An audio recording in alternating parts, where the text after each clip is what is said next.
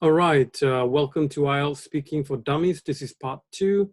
We move into the long term here. I'll talk about a slight overview of what happens in the long term. So let's jump right into it, guys. It's show time. In part 2, this is the time where you talk, right? And how long do you talk? Well, the good news is you can talk for, according to the examiners, right? Speak for about 1 to 2 minutes. Now, when the examiner tells you to speak for 1 to 2 minutes, what they really mean is that you should be talking for more than 1 minute. You should be aiming for 2 minutes, right? So you should have at least, okay? I think it's a good idea to be talking for 1 minute and say 50 seconds. That's a good time, all right? Do not talk for just 1 minute. 1 minute is too short. There's nothing much the examiner can grade you on, right? When the time is almost 2 minutes, right? When the time comes to almost 2 minutes, the examiner will stop you, okay? The examiner will stop you by simply thanking you, right? The examiner will say, thank you. Then you should stop talking, right? So what happens during the long term? Well, as you know, in the long term, right? The long term simply means you talk on a topic for 2 minutes, okay? You talk on a topic for 2 minutes. So what are examiners looking for in this part 2? Now, the examiner is really listening, okay? He or she is listening to how you are speaking, all right? So later on, we'll take a look at an example, okay, of a sample question and study that, okay? He or she is simply listening to what you are saying about the topic, okay? Again, he or she will be listening for fluency, whether you make sense, coherence, right? Whether you use a specific vocabulary words. Now, in this section, it's very interesting to see the kinds of words that the examiner hopes that you can express yourself with, all right? And after you're done talking, the examiner will ask you a follow-up question, okay? So once you finish, once the examiner say thank you, you stop talking, the examiner will then ask you a follow-up question, okay? A follow-up question will be asked by the examiner, okay? The examiner can ask 2 follow-up questions if there is time, okay? If there is time, the examiner can ask 2 FA, follow-up, or should I say FU, follow-up questions, right? So that can be done only if there is enough time. So in this part of the IELTS speaking, right, the long term, right, the whole session should be completed within 3 to 4 minutes, okay, guys? So the examiner will completely stop part 2 once they have reached 4 minutes, okay? So this whole long-term session, from the moment the examiner gave you the question, right? In the long term, you will be given a question, right? And you'll be given 1 minute to prepare your response, okay? So the examiner is going to give you 1 minute. He's going to pass you a question. Well, basically it's a booklet, right? Pass you a booklet and it has a question. You can't write anything on the booklet, right? He gives you a question, right? So what do you do with the question? You will study it and make notes, right? The examiner will also give you a pencil and a piece of paper, okay? So you get 3 things. Well, you can also get an eraser, but the examiner won't pass you an eraser, right? But you can ask for it, but I don't think you have time because you only have 1 minute to prepare your response. Okay, the examiner will be timing it on his or her stopwatch for exactly 1 minute. Okay, so you have 1 minute to basically write notes, right, and plan your response. Okay, so note taking is important. So I probably cover that in another session, more details on how to take notes for part 2. Again, you got 1 minute to do this, and then it's showtime. You need to start talking after that. Okay, so let's move on to the next bit. Here's an example of a question. Okay, here's an example of a question. Let's take a look at it. All right. Now, this is a question, right? It can be a popular question that I often heard students telling me. Describe a product, right? A famous product which is made in your country, okay? In some cases, in the area that you live in, okay? So when you get that piece of paper, right, where the question is, you will notice that in the long term, all the questions tend to start with the first word describe. You are supposed to describe. What does describe means?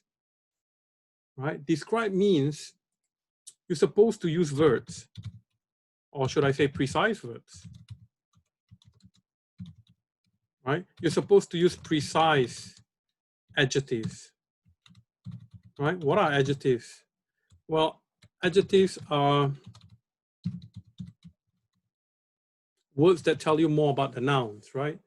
Words that describes more about the noun. For example, I have a cat, right? What kind of cat is it? Well, it's a beautiful cat. Beautiful is what we call an adjective. It tells me more about my noun, right? A beautiful cat. Cat is the noun. Beautiful is the adjective. It tells me more about my noun, right? So the examiner is listening up for your description, right? Precise verbs, right? So action words, verbs are action words.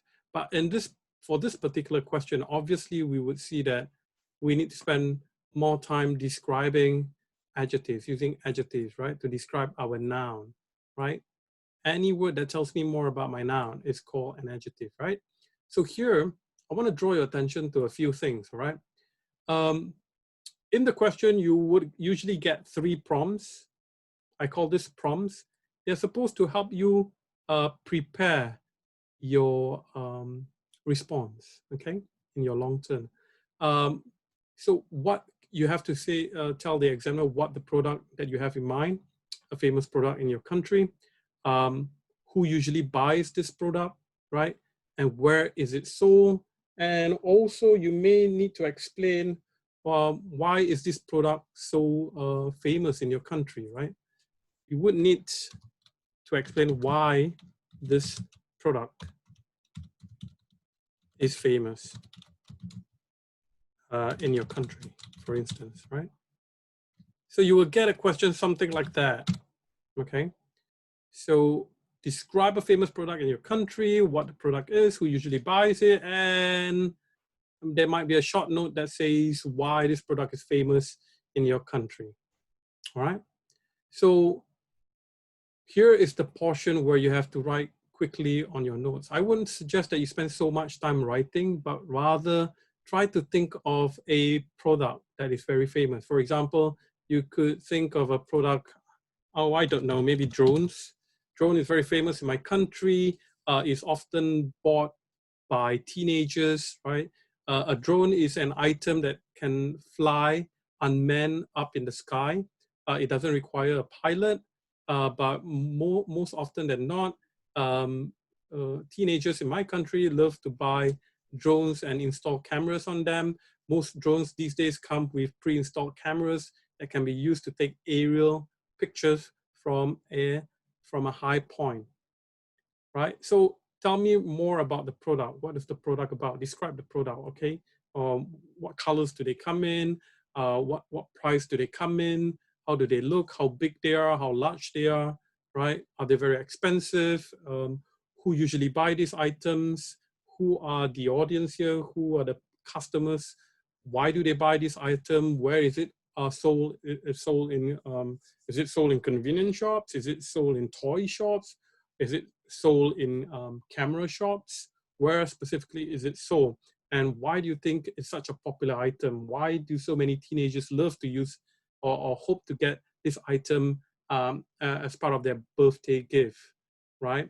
And something to do with social media, something to do with them wanting to take pictures and upload them, something to do with them wanting to explore photography from different angles and perspectives. So there's so many things you can say in that 2 minutes, right? Most students tend to think, or most candidates tend to think, oh, I should be talking for just 1 minute. Now, okay, so it's very important that you take the note-taking seriously, because the more you write, right, just write something on that piece of notes. We'll talk about how to do that, right? Now, the notes will not be graded, obviously. We are grading, the examiners are obviously grading the candidate's ability to speak and use language, right? It's not a writing test, so the notes are not important at all, right? So 1 minute, use as much of it, plan out your response, okay? Try your best. It's very important to answer all these questions, right? Okay, each time you forget, right? Each time you forget, right? Or I would say each time you think you're going to dry up, right? Sometimes students tend to dry up because they are worried, they're too nervous, or they blank out, right? They don't know what to say. When that happens, what you need to do is just simply look at your question, and see if you've covered all the points in your short presentation. Again, you're trying to describe, so lots of adjectives is needed, okay? Things to describe product, what words can I describe, okay? So this can be another video by itself, right? I could talk perhaps about, you know, I could draw something and make a mind map and use words to describe my product, how big it is, right? Words to describe big, right? Huge, large, give something specifics about 1/2 meter or something like that, right? What color is it? Words to describe color, right? The weight, how heavy is it? Is it lightweight, or is it very heavy, more than 1 kilogram? So there's so many things you can do on your piece of paper when you're taking notes. So a mind map is one of the keys, secret to get your ideas in order, all right? So that's just a short preview of that. Maybe more on note taking for long-term in another video. So here's your friendly drone, right? So many things you can use to describe your drone.